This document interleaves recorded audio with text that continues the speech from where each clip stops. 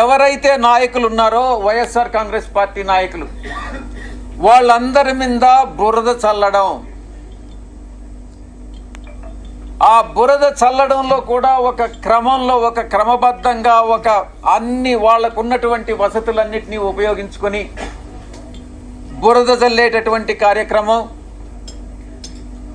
ఆరోపణలు, నిరాధారమైనటువంటి ఆరోపణలు చేసేటటువంటి కార్యక్రమం చేపడతా ఉన్నారు. ఇదంతా పద్ధతి ప్రకారమే జరుగుతూ ఉంది. నేను ఒక్కటే చెప్తా ఉన్నా, ఎవరైతే ఈ నిరాధారమైన ఆరోపణలు చేశారో, ఎవరైతే నా పేరు ప్రతిష్టలు దెబ్బతీసేదానికి ప్రయత్నించారో, వాళ్ళు ఎంత పెద్దవాళ్ళైనా, ఏ పార్టీకి చెందినటువంటి వాళ్ళైనా, అది మా పార్టీలో వాళ్ళైనా కావచ్చు, అధికార పార్టీకి సంబంధించినటువంటి వాళ్ళైనా కావచ్చు, వదిలే ప్రసక్తే లేదు అని నేను ఘంటాపదంగా చెప్తా ఉన్నా. ఇక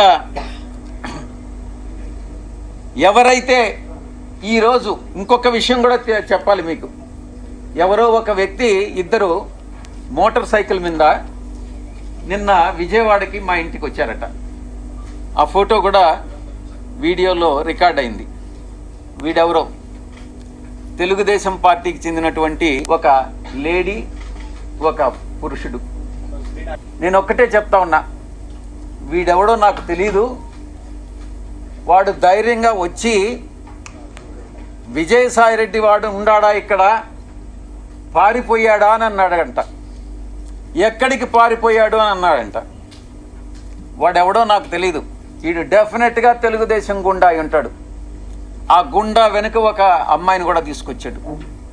నేను ఒక్కటే చెప్తా ఉన్నా, ఎవరైనా కూడా, నేను ఈరోజు ఇక్కడ వచ్చాను, నాకేం సెక్యూరిటీ లేదే, ఏ ఒక్క పోలీసు నా దగ్గరికి రాలేదే, నాకు పర్సనల్ సెక్యూరిటీ కూడా లేదే, నేను ధైర్యంగా వచ్చా.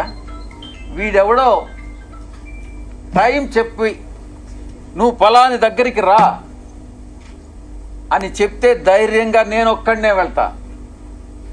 ఈ రకంగా ఏదో వచ్చి నేను భయపెట్టేస్తాను, నేను కొట్టేస్తాను, చంపేస్తాను అని ఈ రకంగా భయపెడితే తాటాకు చప్పుళ్ళకు భయపడేటటువంటి వాడిని కాదు అని నేను చెప్తా ఉన్నా. పత్రికాముఖంగా చెప్తా ఉన్నా, వీడికే చెప్తా ఉన్నా. నువ్వు టైం చెప్పరా, నేను వస్తా.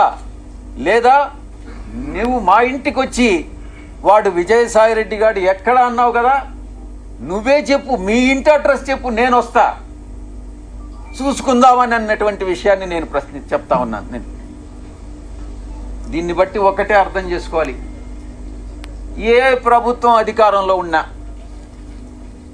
ఏ కూటమి అధికారంలో ఉన్నా, మేము ప్రతిపక్షంలో ఉన్నా, భయపడే ప్రసక్తి లేదు. మళ్ళీ తిరిగి వైఎస్ఆర్ కాంగ్రెస్ పార్టీ 5 సంవత్సరాల కాలంలో మళ్ళీ అధికారంలోకి వస్తుంది.